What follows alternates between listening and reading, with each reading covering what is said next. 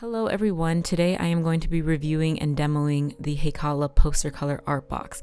If you aren't new to my channel, you know that I've done this a few times with a few different boxes and you already know the structure, but if you are new, I always put the retail prices for all the supplies in the box to kind of tell you what the value you're getting in this box and my thoughts on if it's worth it or not. So I will let you know that I paid a total of $180 for this box plus $33.99. That's all in USD for shipping, and you can't do any other type of shipping. It has to be DHL Express with Heikala's shop.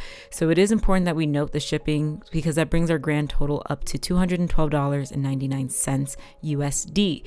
The reason I am going to go with the full price of this is because a lot of the supplies in this box are not available in America where I am, and so you would have to pay larger shipping fees to kind of get them shipped into the States.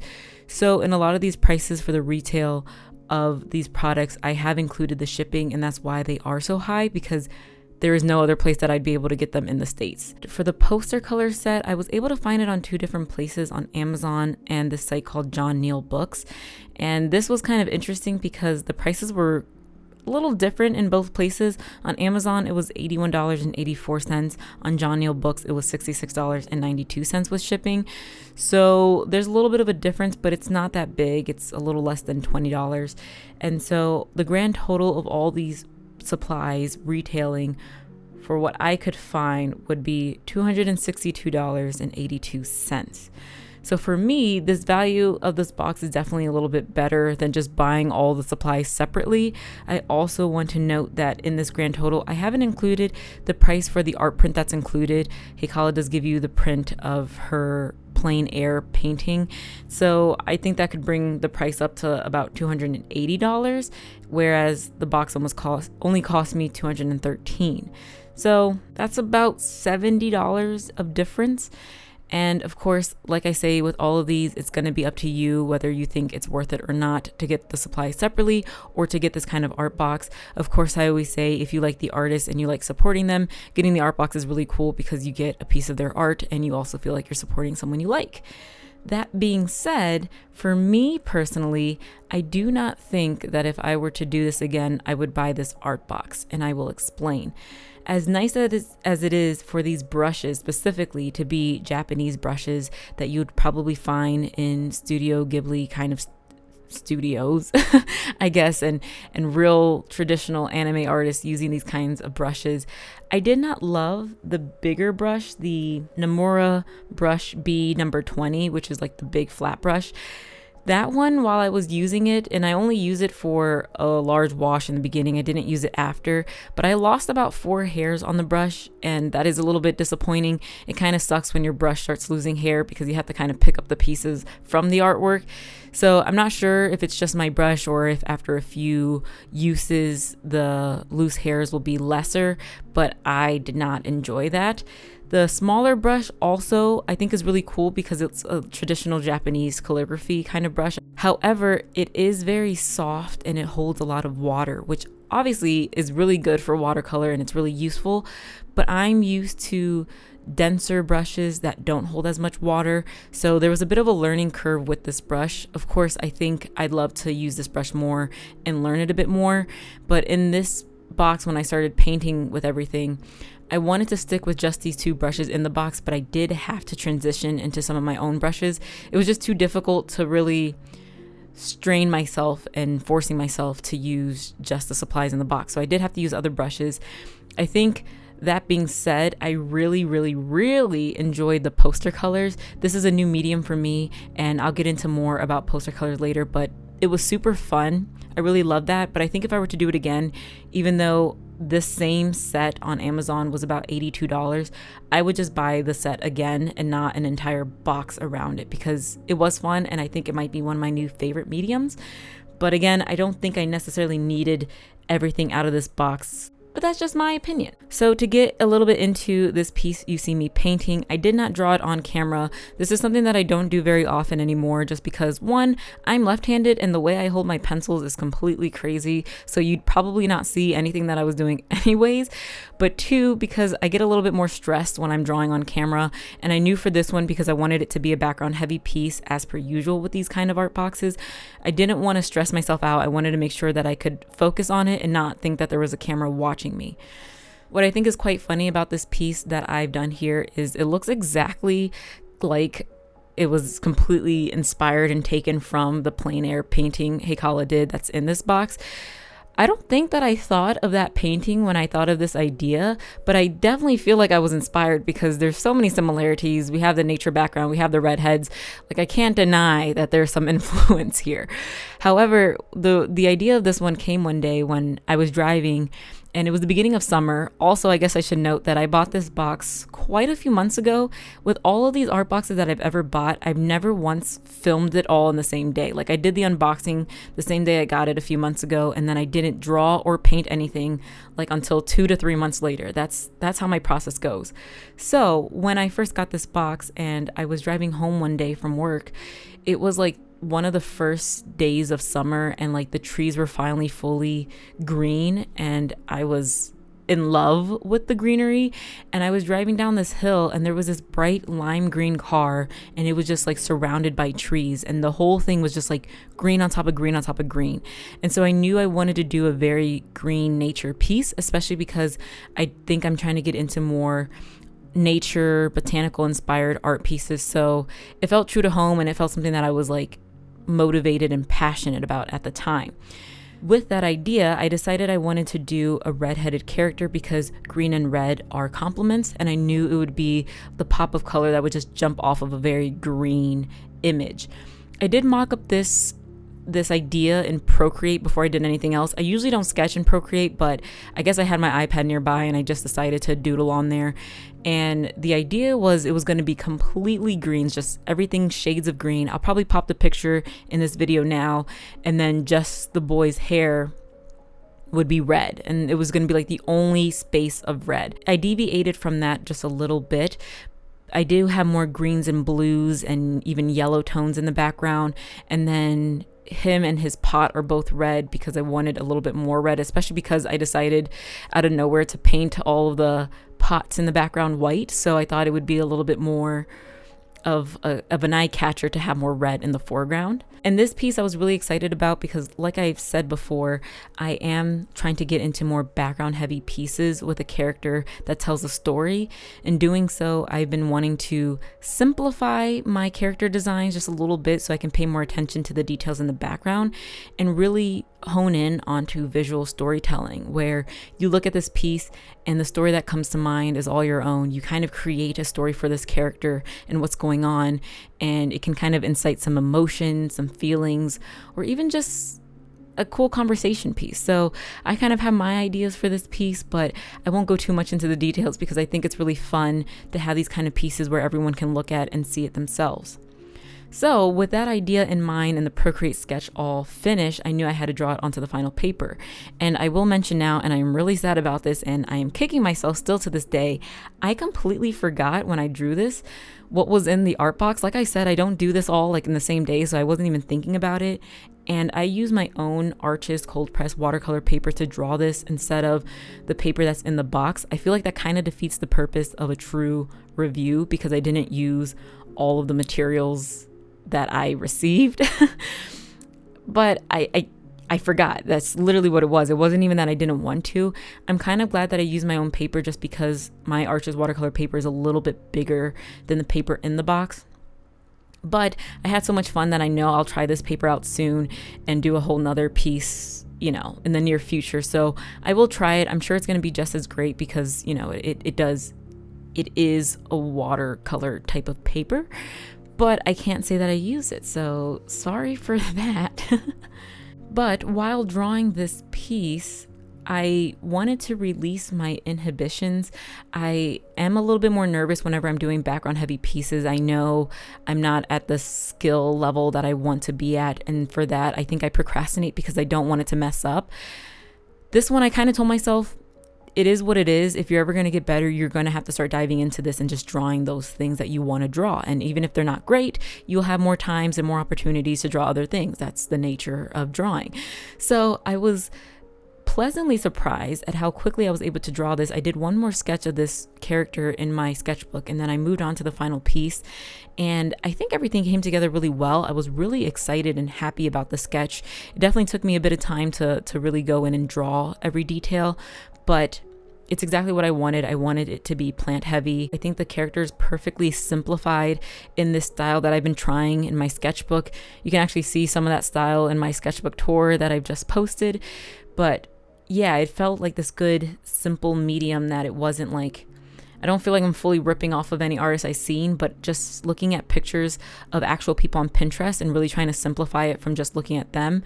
I feel like I've gotten into this almost style. I think I need to refine it a little bit better and make sure I know what I'm doing fully for other pieces, but I love how he came out. I love how the background came out. I was really excited about this sketch. Even though I was able to convince myself to just draw the thing and just do it, I did struggle with painting this. I have been sitting on this sketch for weeks, if not a full month, before I actually started painting it.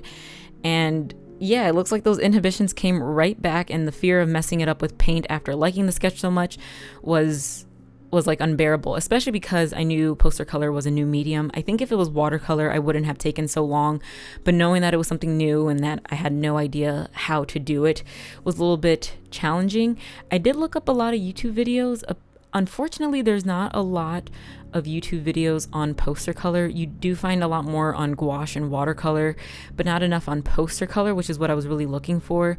I did study a few of the Heikala videos that she did, but I think by the time that I went to go paint this, it had been a while since I looked at any type of video on YouTube, so I kind of was going into this in the blind, which is good and bad, because I think when it comes to any medium, no matter how many tutorials or things that you watch about it, you are going to have to practice a few times before you get a hang of it anyway. So I knew I needed to just jump in. But finally, after having more time and saying, hey, you have to film this video at some point, I did jump into the painting process. And it took me a few days to do the painting, but I really enjoyed that process because by taking my time with it, I didn't slack on any of the details. I think if I'm sitting down and really trying to get a video out in a short amount of time, I start getting slack with the details and I start rushing things, and I didn't want to do that with this piece because I wanted it to look really nice, right? So I'm glad that I was able to take my time with it, and I'm really happy with how this one came out. Truly, like I love this one. I'm more happy with this one than I have been with any of my paintings in a while, so really good things. Now that all of that's out of the way and we're probably like halfway through, if not more, of this painting process, let me talk to you a little bit about what you have seen me do on camera and what I'm doing on camera. So I used a palette knife to scoop up some of the poster color into my palette. I didn't use any of the purple color and I didn't use any of the black color until just the very end. Like I said, I started with the big flat brush to make a large wash in the background. I wanted this kind of like light green gradient, and I do like to start with a wash of color on all of my pieces, just because if there's ever any white space, it won't be a true white space, which is what I am usually going for, and then I can add the whites myself at the end.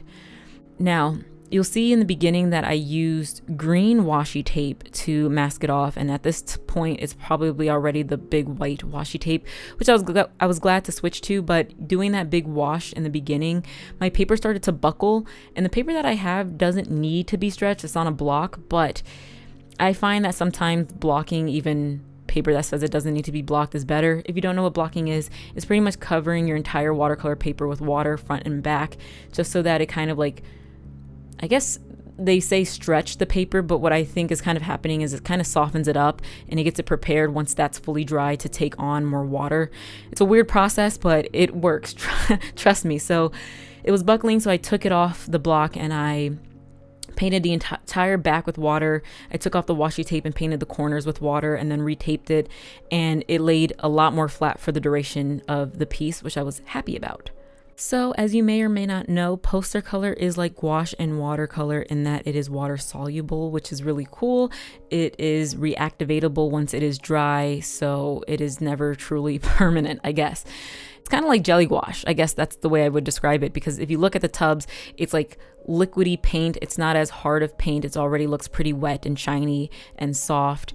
And so that's really cool. I think what I liked about it is I do like the jelly gouache because they're like, again, already wet, soft gouache paints. And I like that they're in tubs originally.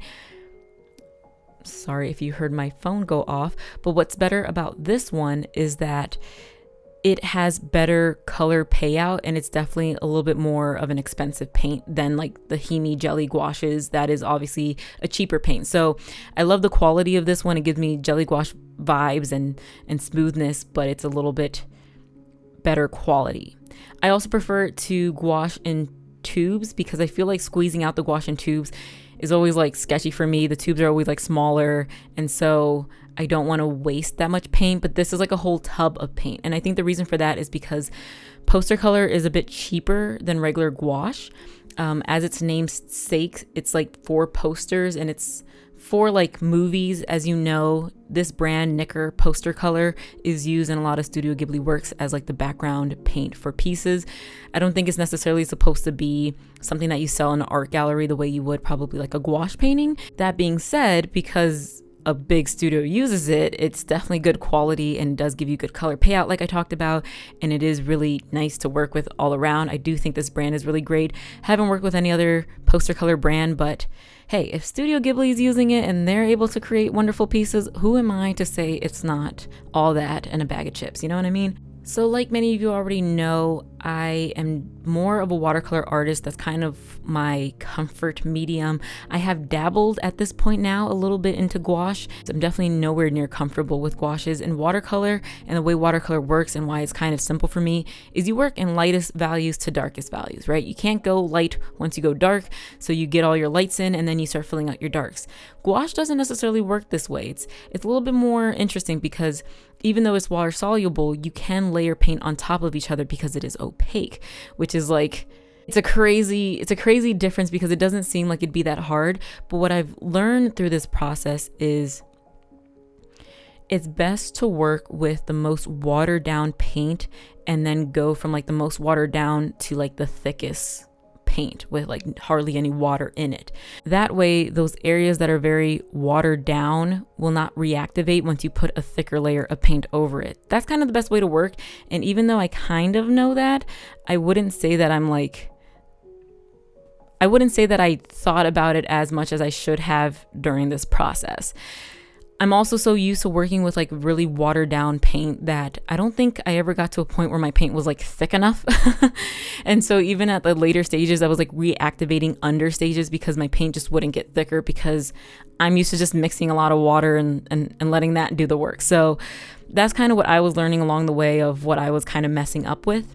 Also, the tricky part about all types of gouache paints, poster color is no exception, is that for some reason, your lighter color paints tend to dry darker and your darker color paints tend to dry lighter. Why is that the thing? I think it has to do with just the water being in the pigments of the paints or whatever. I really don't know what the science is behind that, but that's so frustrating because I had moments where like I painted this color on and I was like, this is a perfect color, and then it would dry and it would be the exact wrong color, which means I had to paint over that section more, which takes more time. The other thing that I realized, and which also kind of gets me excited to try this again, is I think it would have made a lot more sense to really work on background to foreground. That's not something that I typically do. Again, with watercolor, it's really easy. Lightest values to darkest values. That's all you've got going on. But this, you have like a few things to think about. Most watered down to less watered down. How is your colors going to dry? And then I'm also thinking background to foreground. And the reason I say this is because I was kind of just working like all over the place. I'd get a color and then I'd put that color where I think that color should be. But because of that, if I had a piece that I needed to paint later in the background when something in the foreground was already painted, I had to try my hardest to like go around that foreground piece, which meant I was leaving a bit of white space between them because I wasn't getting close enough. And, you know, cold pressed watercolor paper is very textured, so sometimes it's hard to get a flat color close. But if I focus on all the background pieces first and then just slapped on thicker paint on the foreground, everything would have been what I wanted it to be. It would have looked a little bit more organic, and I think things would have just came together a lot more smoothly overall. So I don't think that's a hard and fast rule, background to foreground, because it's also going to depend. Like depending on how thick your paint is and where you need thicker paint, you're going to have to go around some things. But I think that being a general rule of thumb would help me a lot in this process. Despite all of those places where I needed to learn, and I was definitely learning, like I said before, this was definitely one of the most funs I've had painting. Funs? I definitely said that wrong. This is definitely one of the most fun times I've had painting in a while. And I think that's from a mixture of things. Like I said, I really love the sketch. I really love this concept in terms of background heavy piece, visual storytelling, as you know. I also think that it's always refreshing to have these places where you learn, what am I doing right? What can I improve on? And it makes you feel like ready to take on a new challenge. And that was really exciting in this process. This painting is just super great. I think the colors are a lot more vibrant than what you would get from watercolor, which is really cool. I feel like something about this piece compared to like a watercolor piece, this one feels more tangible. And even if I looked at like someone like Heikala's artwork on her Instagram, her poster color pieces are some of my favorite pieces because I don't know, I guess it gives me that Studio Ghibli vibe. Like there's something a lot more solid and the depth is a little bit more there, where I feel like watercolor can sometimes look kind of flat, if that makes any sense. I don't know how to describe that feeling, but this just gives me an extra layer of oomph that I really, really love and admire. And so I think this is going to be like the medium that I'm going to be using for quite some time in the near future. I have a new sketchbook that's actually a watercolor sketchbook, so definitely going to be trying these paints in there as well and getting more of that feeling that I like. So thank you all so much for watching. If you have gotten this Heikala art box, please tell me what your thoughts were on it. If you enjoyed it, if you didn't enjoy some of the products, if you had some of the issues that I had, like with the brush hairs falling out of the big flat brush. But thank you all so much. I really, really do appreciate you and you watching this video. Please, please, please have a lovely day. I really mean that. I hope your day is absolutely awesome. I will see you all in the next video. Bye-bye.